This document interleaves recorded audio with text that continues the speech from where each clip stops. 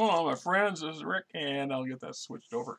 And we are still progressing. So on last cycle, we completed the research of the system, discovered a couple other planets, discovered another planet, discovered that the moon that orbits this planet is actually breathable, and there was a bunch of other things. So what we want to do is technically speaking, I officially colonized at the end of cycle 6. So this would be cycle 7. And before I can go, before rightfully I go on and do the things, there's a few other things I want to do. This is what's called the active exchange. And the active exchange is, what is that? You know, I only need one of these. So the active exchange, our world, since our world is a capital world and it's the primary world in the system, the exchange is all the manufactured materials and raw resources that are mined and brought to the planet. This is where we keep track of them, and all of our needs, all the materials we use to support the things that we have, to refuel our ships, to construct new builds and things like this, also kept track of on this. And there's balances, there's negatives and positives, and the differences between the two allow us to actually generate some revenue for our planet, which gives us a credit base, which helps us to pay for some of the stuff. And obviously, I'm not going to sit here and bore you to death by going through the entire litany, because our colony opens up, and I believe I said it in number 6, is we have an agri-concern, colonial center, housing complex 1, mining concern, refinery complex, a system-wide ComNet, storage facility, royal palace, a factory A complex, or factory complex A, light foundry, power grid 1, and a shipyard complex 1. And each one of them has requirements. In addition to this, my mining ship was mining the prior two or three cycles to get some materials. So this gives me a little bit of stuff to start with. So if I look for that, I got oxygen, which is O, and and then there are production. Let's see, there's production, needs, mined, trade, this is buy and sell, surplus kept in the warehouse, excess, and what we're buying and selling for these items. And ironically, I didn't think ahead of time. I really want to run tape across, read writable tape across all this stuff, because it'll wear out pretty fast.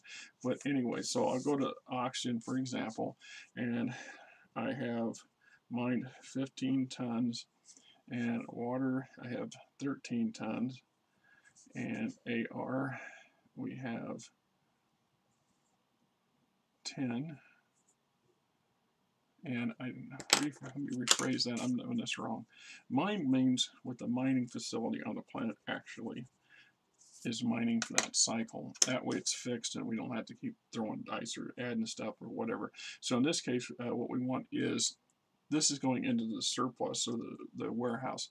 So we have 1502, so 15, 13, AR is 10,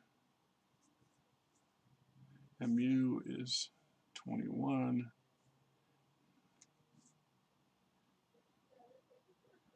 and somehow it did not get on my list. Are you kidding me? This is why I always love spares, because I never know how I'm going to screw up something. MU 21. FB or iron 22, and IR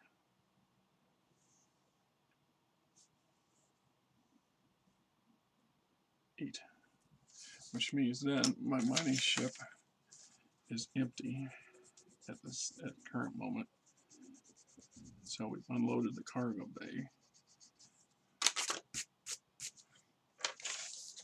and then I'm going to look at the first of these, and then off camera I will go through all of these and add everything together. So the next time we visit this, it'll be much more complete. So looking at the agri-concern for Tech 1, it requires 5 tons of NA per turn. So we'll look for NA, and our needs are going to be +5, and it requires 5 tons of water per turn. plus 5 and 0.5 of robotics per turn and 0.5 of utility vehicles per turn, so BU. And I know what the problem is, because it flows over down to the other side. It's just too big for one page. Anyway. And it should be negative, not positive. Negative plus 5. All those would be negatives. I remember it's probably been 12 years since I last did one of these things. So, yeah, it'll come back to me. Right? Okay. And then our agri-concern is going to produce 5 tons of C, which is carbon. So production is plus 5. It's also going to produce 50 tons of food per cycle. So production plus 50. Right? Yeah. Right, so there's some other things here that go too. See, the operation to operate at every turn, it is, if it's owned by the house, it costs a negative credit, or it costs a credit per cycle to operate. In this case, it's owned by a platinum guild, so the platinum is going to actually pay the house a tax of 1.5 credits per cycle for operating this thing, and they make their money by selling off the product to the house and to the public and so on and so forth, and along with trading, because they, technically speaking, the house, so the agri-concern is operated by a platinum. So the platinum is actually producing more than 50. The plus 50 tons per cycle is what it pays to the house as part of their privilege of being there. And then it requires 10 Tech 1 technicians to operate, and 100 general workers who then get paid salaries as well. And that's set up on a different set of paperwork. Once again, loads of paperwork. If you care about knowing about that side of stuff, the more you detail, the better off you are, in my opinion, but what do I know?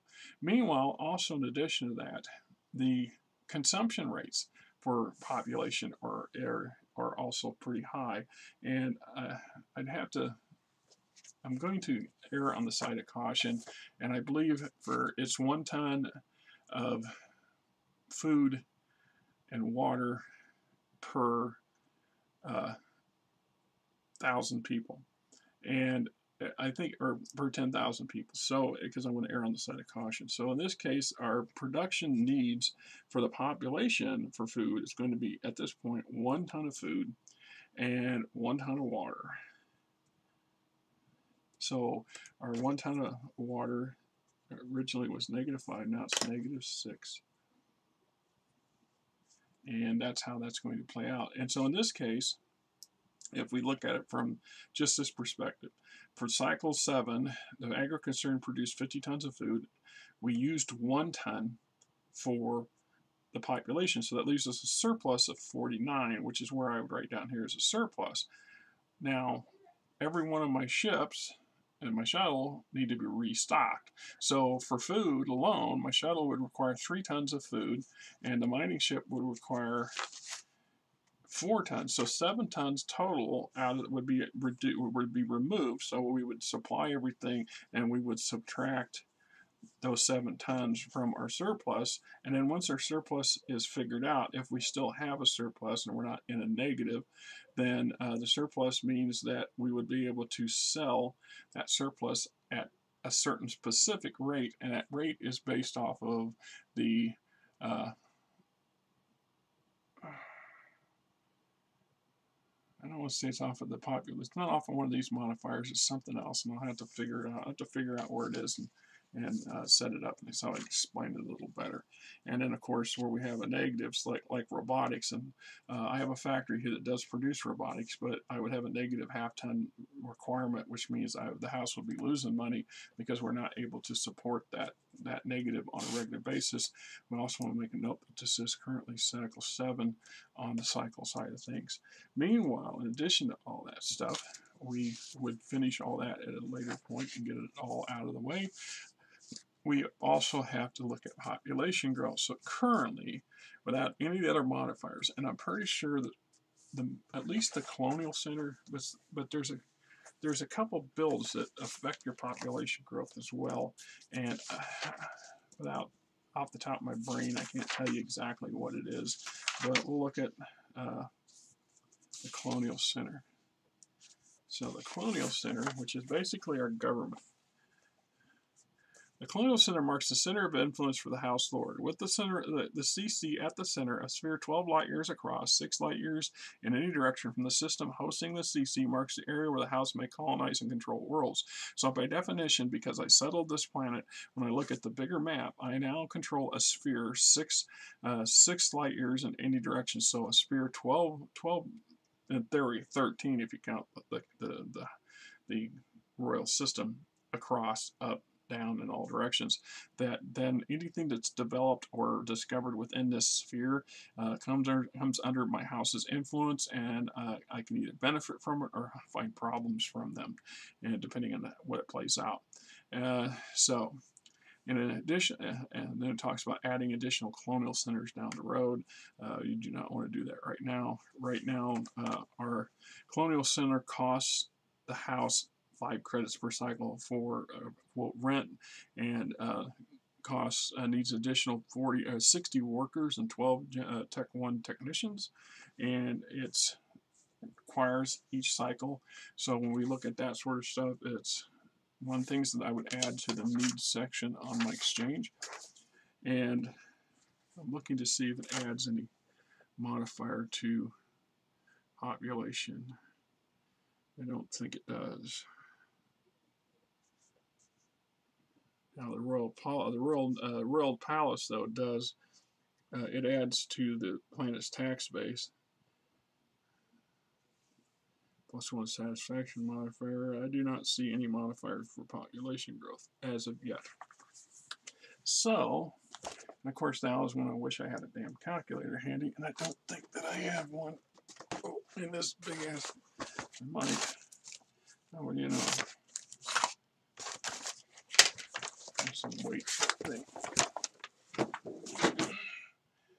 Actually did have a calculator. So current population growth for this cycle.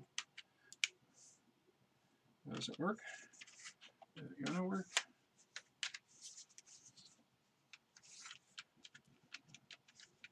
And oh, there we go. Is 0.008. So I'm going to take 10 population. I started out with 10,000 times 0.008. Make sure I got the right amount of zeros. And I'm going to add a whopping 80 population. So my population growth for cycle 7 is an additional 80. So now I have 10,080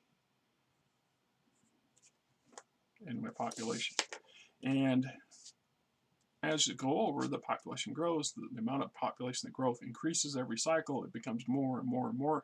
Eventually you have hundreds of thousands, if not millions, of population on a given planet.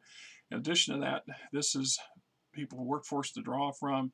That you can consider this as a population growth as in babies born, or it can also qualify as people moving to the planet and their accommodation thereof. The amount of that level of detail, I leave that up to the individual. It's about what you want it to be, because you know there's detail and then there's absurd detail. It's a matter of how you want to look at the planet itself. Meanwhile, we're also looking at, like I said, this was cycle 7, and cycle 7, our planet gains a couple things. Now, first off, we get to have 2 separate ship traffic rules. So we're going to go ship traffic number 1. Go ahead and take care of those and see what's going to possibly occur on our planet and what we may want to deal with. So when I look at ship traffic, that's a different set of charts, and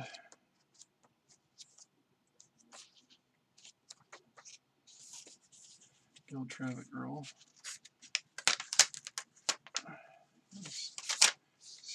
Oh, gee, I taped that in there on purpose. That's dumb. Now I gotta retape that.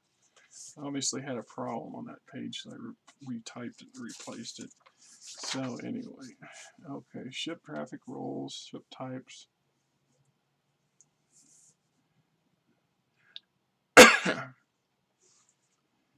And two different charts, so we'll see which one is rolling for first. So 63 is going to be on the guild traffic chart, so we got a guild ship that immediately shows up in the system, and we'll find out what it is. 86. Roll on the Star Marshal's chart. Great. All right.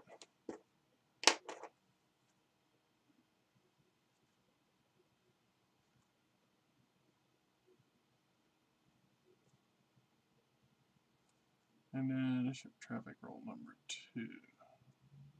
Let's give yourself a little bit of room there in case it turns out to be something else. The Star Marshal chart is going to be way back here somewhere. I don't know. I'll have to look up the. So 87, once again, is still the guild roll. I should have rolled that a little better. And 54. 54.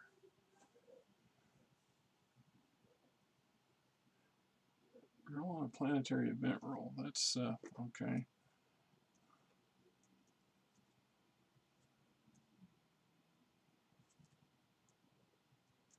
Alright, whatever. So we're going to go find the planetary event rolls. Is those before or after?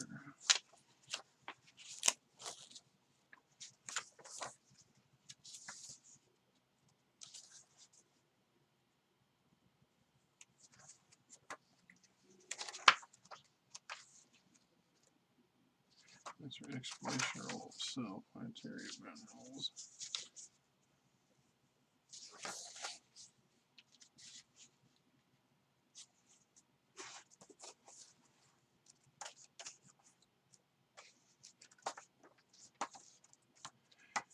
Well, the more I do, the more I redo this thing, the more I'll automatically know where to jump to get to it. I think we're getting there. Commerce ship traffic charts. And we were just there. Exchanges. Planetary event rolls. Alright, we weren't far enough forward. Alright, so there are 3 charts, and we'll find out which chart we want. 90, so we want chart 3.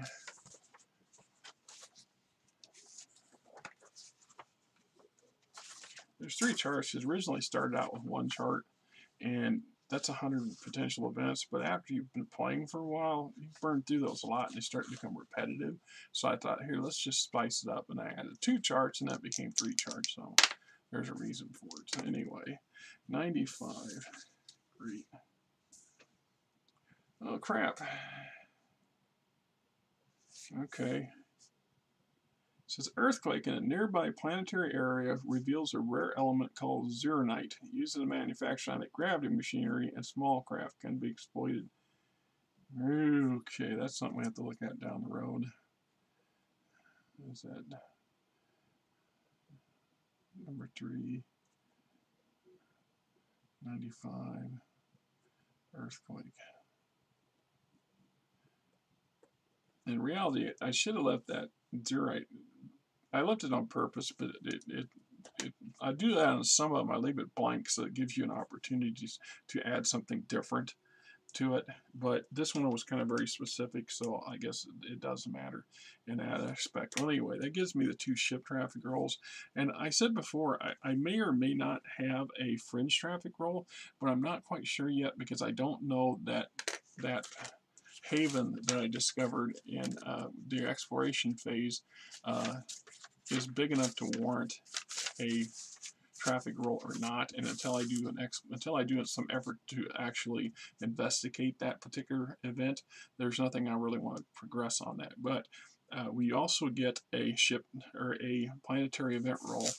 Normally, a planetary event for the cycle. So. And what I mean by that is if you have a settled colony on a given planet and it's a formal colony, then we get an event roll every turn. And so we're going to go ahead and do that now and see what kind of event we get. I hope we don't get a second earthquake, right? So 66, I think, would be chart 2. No, it's chart. Yeah, that's right, chart 2. So chart 2, let's see what kind of event crops up for chart 2. And 18 is nothing, and we'll take that as a damn earthquake thing. So let's just read that. Earthquake in nearby planetary area reveals a rare element called zeronite. Used in manufacture anti-gravity machinery and small craft, can be exported at 3 to 5 credits base per metric ton. Allows the house's existing manufacturing increase its VU production by +3, VL, so utility vehicle by +3, and luxury vehicles by +2, and consumer goods, luxury goods, and entertainment goods as by +1. As Tech 2 A-Grav variants can be produced, add the ZE to the active exchange and the planetary exchange if applicable, where zeronite can be mined like any other MR. ZE also becomes a required MR for any factory producing A-Grav related gear. Value of said gear cost of production increased by blah blah blah. 0.25 credits per metric ton. House R&D labs can research ways to incorporate zeronite into local bot and small craft production, adding a Tech 2 A-Grav variant. Right? Did you catch all that? It's actually pretty decent. It's not a bad thing. I don't think that's probably one of. I don't remember ever rolling that before, so I'll have to look into it. I mean, it sounds like it's going to be something of interest. Meanwhile, like I said, I've got oxygen and I got supplies, so I can resupply. And I also have a refinery that's going to produce fuel, so I can resupply my my ships that are here. So my shuttle now is going to have a full load of fuel, and I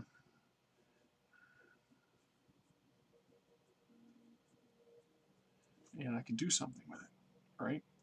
And I'm not sure just exactly what I want to do just yet, but I kind of really like to further flesh out what I do know. So we know that Fairwind's moon is a breathable Arctic planet, right? Or Arctic moon. So what I'm going to do is I'm going to pick out another blank.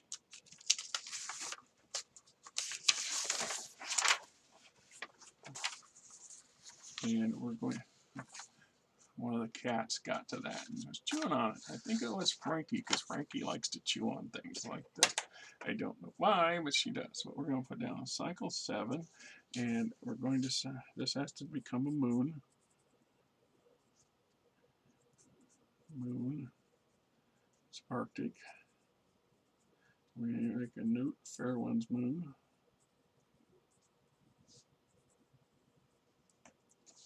And we don't have anything designed on it either. We also don't have it exported whatsoever. So we're going to do that. We're going to send our shuttle to the moon.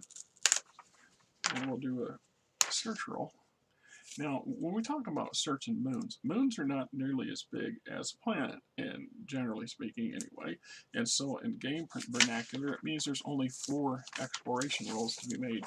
We would make each exploration roll would cover 25% of the moon's surface, and then we can progress from there. And I don't know. I think moons required something else, so I'm going to go look it up. Because once again, like I said, it's been a long time since I've done any of this, and I want to be sure. I don't want to be making guesses. Moon types 15. I think we already went through that. So planets, moon types, we already explained that. So we know the planet is breathable, and we would just use this the planetary exploration charts, but we're only going to do 4 of them at a time, and the shuttle gets to do 1, which, so I've used up 1 ton of fuel, or 1 ton of consumables and 1 ton of fuel to get up here to do that. And we'll make one roll, which is 89, which puts us on chart 3. Chart 3 would be 49. And so you're back to my notes. I take lots of notes. Can't imagine why. So we're going to say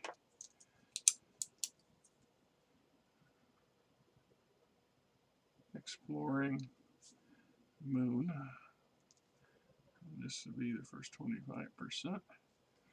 And I can then put 25% up here.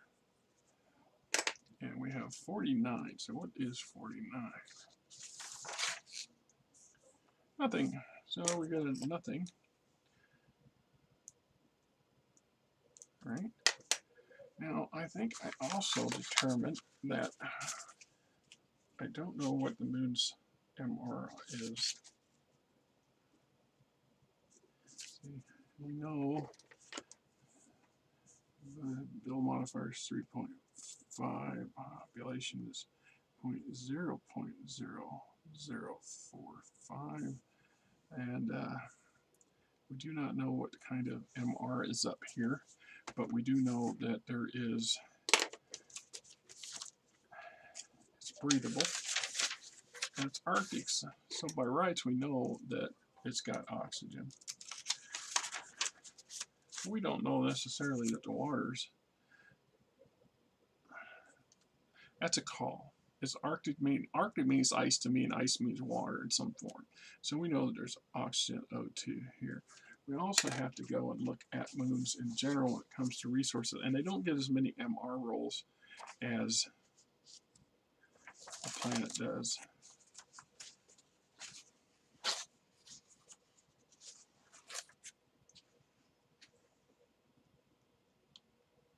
I can't remember what it is off the top of my head. Let's find MR.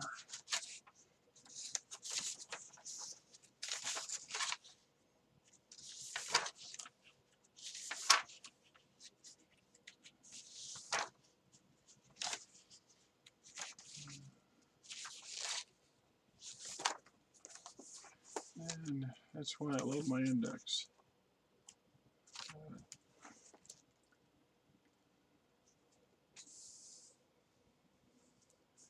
Mineral resources chart 12 and 66.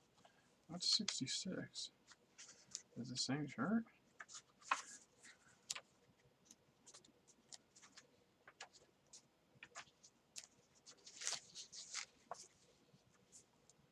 Oh, that's for cargo, rolling cargo carried on ships, so we want 12. I kind of figured it was up here, I just wasn't going forward and forward enough once again. Because I remember using it up here before. There says asteroid belts, errants, planetary master sheets.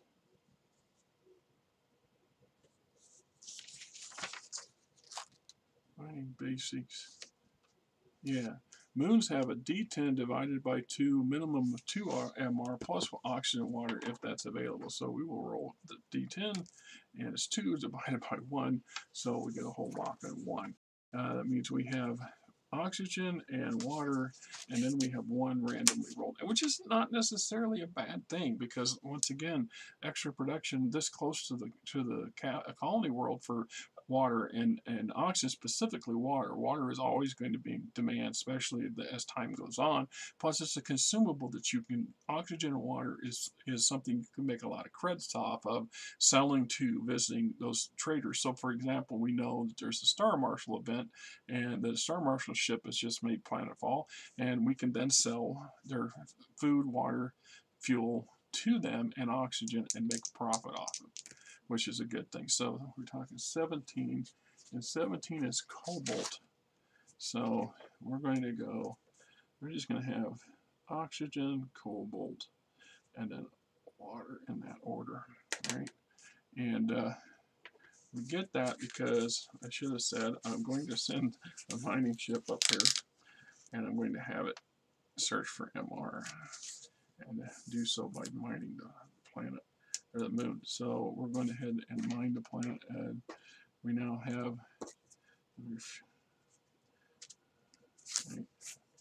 I've used 2 tons of fuel to get, or 3 tons of fuel to get up here, and 1 consumable. Now, a beautiful thing about the mining ship now that we're here at the planet, or on the moon surface, mining in one location, is it's not going to burn up any more fuel. It's just going to use consumables to keep the crew alive and supported. So in theory, I have 7 cycles for the mining that I can do here if I choose. So we're going to go mine for 1 round, and we're going to mine oxygen. So we're going to get O, and it's going to be 2, and then we're going to run CO, and we're going to get cobalt, we're going to get 7, and then we're going to go water. So water is 6, and then them 7 turns. So I could mine another 7 cycles and pretty much fill up that 100-ton cargo bay with this stuff if I want to. And that brings us to what we're doing in the rest of our system. Now, we also know what popped up was that swamp planet, and I want to get a little more in depth on the swamp planet. So I'm going to bring my other ships into play. I have to look at these first. So this would be the same system, and this is the swamp planet number 2 in the system, and it's a swamp. And we don't know how many moons are on it. We haven't got that far, but I'm going to look at what I got going on here. And my scout ships each have 2 remaining tons of fuel and supplies, and so they can make the jump. They can make the travel to the swamp planet and do 1 exploration roll each when they get there. So I'm going to go ahead and do that, and then they're going to have to, on the cycle 8, they're going to have to return to the Fairwind to be resupplied, or they're going to be stranded, or I would then be forced to use one of my other ships, my mining ships, or my drop ship to return to Fairwind, load up supplies, take it to their shuttles. And there's a risk that for every cycle that they go with no supplies, that there's a problem. You know, I'm just saying. But they got one ton each left, and that gives me 1 25% roll. I need to update. There's never-ending updates. All right, I want to make sure all my paperwork says cycle 7. Cycle 7. In this case, we're going to be 10%. So, exploring the world chart. See which chart we got. 10 would be chart 1.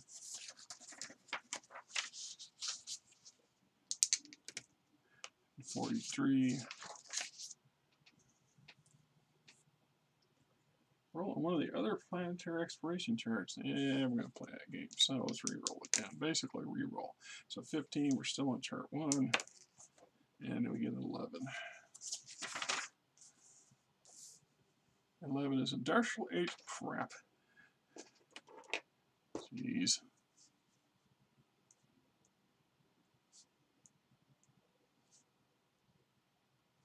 Okay.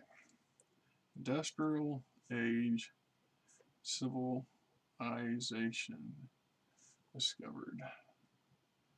Crap. That really changes a lot of stuff right there for that planet. Industrial age civilization discovered a true alien genome. They have developed chemical rocket technology and are slowly exploring their own system.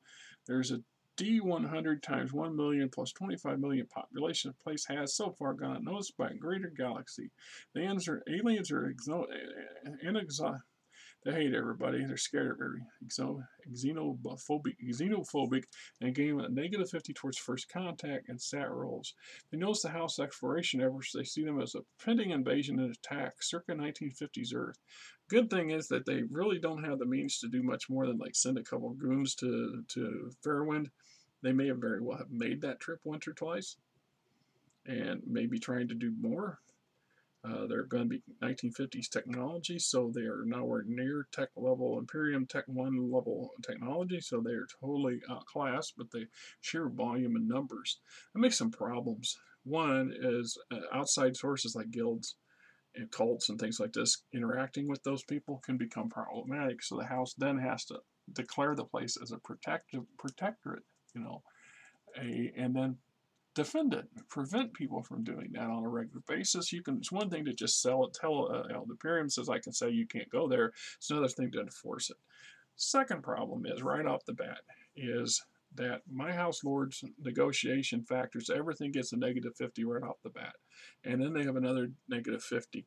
So the odds are not in my favor that if I were just to send a small casual group to, you know, take us to your leaders kind of thing, it would not end well. And so I will have to do some much more skullduggery and deeper things, or wait until later and my House Lord gets more progressive. Frankly, this is not the sort of thing I really want to see in the beginning because there's so much possibilities and so many problems. Eventually you can exploit this. It becomes exploitable in another number of ways, and I'm not going to go down a rabbit hole with that because at some point we'll have to, because we're going to have to. But this really cheeses me off because I'm like, oh God, are you kidding me? So we know there is now a 1950s industrial age civilization on the moon, on the planet. Thank God it wasn't on the moon, because that would be even more of a problem. Jeez, maybe I just want to pack up and move to another system. Kind of too late for that now. All right, I'm just babbling. I'm going to go ahead and take. You know what? Maybe that sloop finally. I find a really solid use for that sloop. It's going to spend a lot of time orbiting this planet, keeping other people away from it, and all the fun and shenanigans and BS that might involve too. Right? Right? Yeah, and I create this damn game. I'm freaking cussing at it already. So we send the Juan Curl over, the Jean Curl over, and let it do an exploration roll, so we can just get some more crap. So 43%. Read us to 20. Also means I can't mine the damn thing, right? Also don't know how many moons it has. Number of moons, let's get that out of the way. 9. It has 1 moon.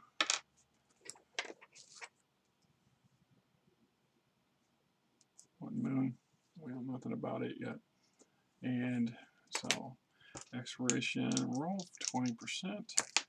And 62 is going to put it on chart 2. And I think I've already made that roll and re-rolled it, so who cares. 23. Let you go to sleep on me, computer. All right, so 20% is nothing, thank God. I once, during a playtest session, had the misfortune, or no, it wasn't me. It was one of my playtesters. They encountered a similar version of this world, and they continued to explore it, and they uncovered three different civilizations on the planet in 3 different eras of growth and development, and they determined that all 3 were different genomes. They were different species altogether. And then they also determined that 2 of the 3 were exploiting the 3rd one, which was the weakest of the industrial base, as slave labor, or enforced labor, however you want to choose to argue it, and that the other 2 were constantly fighting each other. So there was lots of conflict going on in this world, which just really made it a hot mess. He chose to just observe it from a distance and let it do its thing and keep outsiders from interfering and making things worse. Because if you already got one that's industrial age 50 degree at 1950s, technically they're in the beginning of the atomic age, and that's actually another age. So the industrial age has not quite made it to the atomic age, but they're not far away from it. So they could be at a stage where they obliterate each other soon. So he would still do event rolls for the place on occasion, just to see what was going on over there, and to keep track of people. And he eventually actually started to introduce some spies to the world, which took a lot of work. and it helped develop the spy section of the game system, including some of the technology, because his particular genome, so their alien genomes were distinctly different from his, and so his didn't just show up with sunglasses and a safari shirt going, hey, I'm from the island somewhere in the Pacific, and sell that. So anyway, they get down a rabbit hole on that one. So anyway, all right, we got 20% on that and 20% on the other. So we're going to go ahead and we're going to send the sloop over, and it will use, so that's using 6, and these are 8 left, and another ton of fuels. So it has theory 7 cycles are just hovering in orbit, or it has 4 cycles of operating around the planet making search rolls. So eventually it's going to need to come back and resupply, but it will be here for another turn or 2 while these 2 go back and resupply. So we'll go ahead and get a 30% roll and of our planet, and we'll update that to 30%. And see which chart we're on. So 42 is chart 2, and 40 chart 2, 40. Please be another nothing or something simple. That's already a mess over there. Thank God 40 is a nothing. So nothing. All right. So that leaves that particular. All right. So I can also make that the star chart is, the star type is a G43 because they all share the same system, or the same sun, and the system is 100%. And but you now start to see how these things can accumulate. So here's my primary world, and then here's my primary world's moon, and so we have G4, 3, and 100%, and I still haven't named the system yet, and I probably should. I thought I did, but apparently I don't know if I did or not. So anyway, that's the primary. This is now the moon, and this is that swamp planet. So now I have at this point I have 3, and I haven't checked that moon over there, but I have 3 inhabitable worlds, breathable worlds. 2, including if you count the moon, 2 of them that I can exploit fairly easily. Obviously, thankfully, I settled this one and not the other one, and I didn't see that industrial population could have occurred while I was colonizing or trying to colonize this planet, which is one of the reasons I feel it's really important to fully research the damn world before you make that effort to colonize it. I'm just saying, right? So I'm also going to bring my my other mining ship back to the primary planet, to Fairwind. That way I can restock the supplies on it, even though I still have a couple rounds worth of material to go on there. But I'm going to go ahead and do that. And so I want to update that. That's right, that's still 7. And we want to fuel. We're going to reload these guys up. And because what I'm going to probably do, 16 and 8, probably what I'm going to do on the next cycle is I want to definitely continue to flesh out both the moon and the swamp planet itself and the moon. I want to get that all nailed down, but I also want to maybe branch out into another star system nearby, says I need to find other mineral resources. Ideally, what you need to find is every raw material, every mineral resource that's on the damn chart on your exchange. You need to find a source of it so you can mine it and you can bring it in and make use of it. And then and then all the manufacturing material over time, you want to have factory builds and stuff that will produce all that material and stuff. Anyway, this is Rick, and I hope you guys have a great weekend.